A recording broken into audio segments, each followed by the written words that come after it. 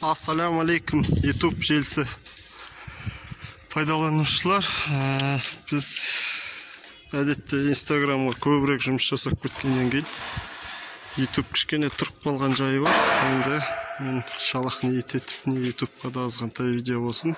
Навес бастап жатырмыз. Навестің алдыңғы биіктігінен бер жақтағы тірегіштерінің өлшемдері 10 сантиметрге дейін кем. Шамалы уклон қылып істейтін ниетіміз бар, көрінер-көрінбес. 13.50-ге 5 стойка қойдық, 3.37-ден аралары. Неқта 5 стойка болады, жалпы 3-өн қойып қойдық, жіп тартып қалғандарын бетондаймыз, иншаллах. Неқта да дәл солай 5 штук. Үстіне несущий ферма түсет, яғни стойкілердің үстінен ұзыншақ полоса ретінде. Жай-жай жұмыстарын жасап жатырмыз. Бізбен бірге болыңыздар, достар, иншаллах. Видеоны мен енді 10 күн бір апталап түсірем, иншаллах, бөліп-бөліп. Жұмыстың ретін түсіндірем, иншаллах. Тірегіштерін орнаттық. Фермалар дайын, қапталына қоятын ұзыншақ полосаларды дайын, тек орнатуға қаратып қойдық. Полосалар 40-қа 40 профильді труба, аралары осындай ферма есебінде жалғанған. На фермалары 20-ға 40 профильді труба, асты-үсті 2 бөліктен тұрады, жалпы. Асты-үсті де сол материалдан құралған. Және де тірегіштерді анандай ойықша қылып кестік. Полосаларымыз соған ішіне кіріп отыратындай дәрежеде.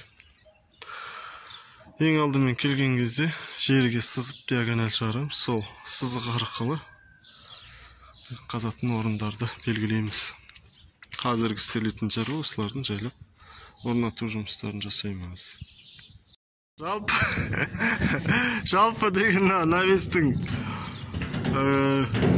мынандай жүйемен істеп отырып үстіне полоса тастап, бұл жүйемен істеудің бір артықшылығы диагональ шығарғанда оңай болады. Яғни сіздер стойканың мына екі стойканың арасын ровно бірдей қылып шығарасыз да. Бұл түсіндіре алмай тұрмын, субханаллах лазым.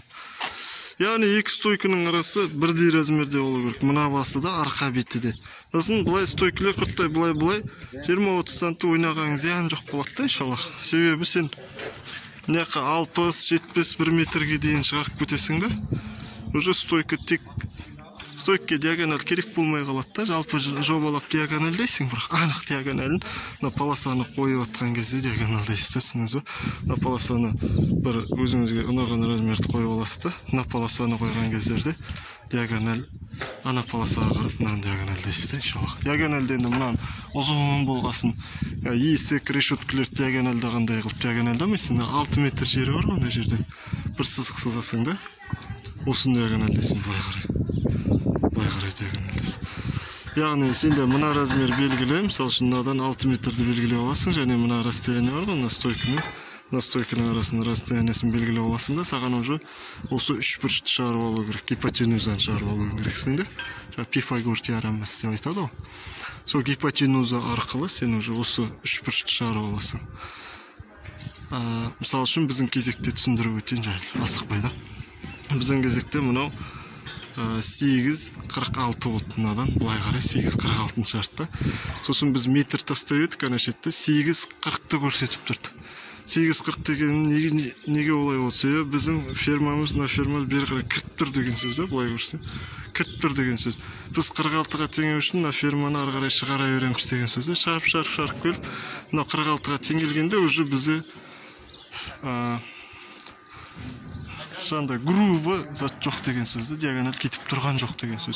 Дәл сөйтіп мына шетінде өзіміз үшін балдар жүр түсіре алмайым да.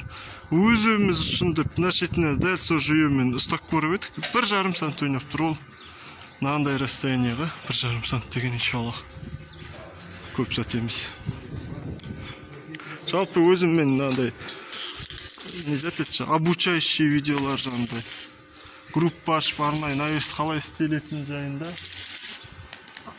етем, сабақтар жүргізем ақылы түрде да. Егер кімде қызығушылық болса, хабарласыңдар. WhatsApp номерім или комментария номеріңізді жазып кетіңіз, өзіміз хабарласамыз сізге міндетті түрде.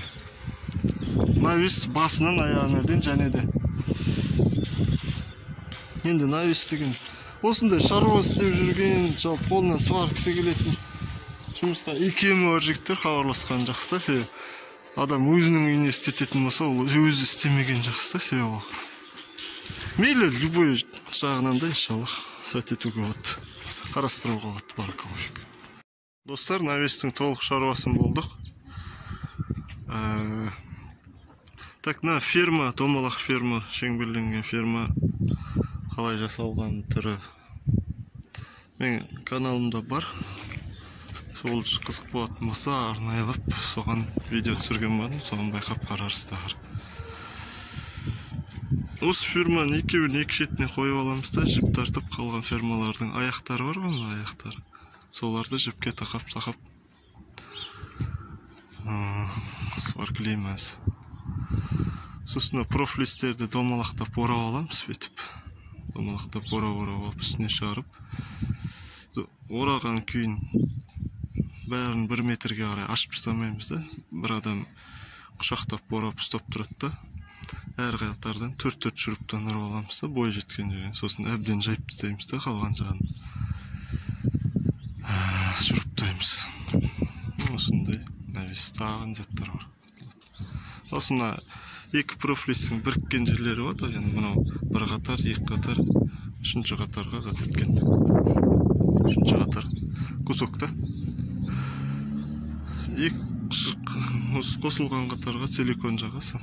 Силикондап бір-біріне отырғызамыз. Шуруптар, шеті қосылған фермалар бар, соның әрбір толқынына қатырылып, қалған ортадағы фермаларға бір-бір тістен секіртіп қатырамыз.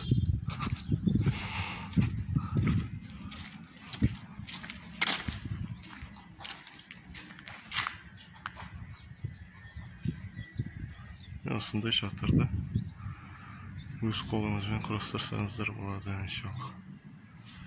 Азантай икем болса, иншаллах. Баракаллаху.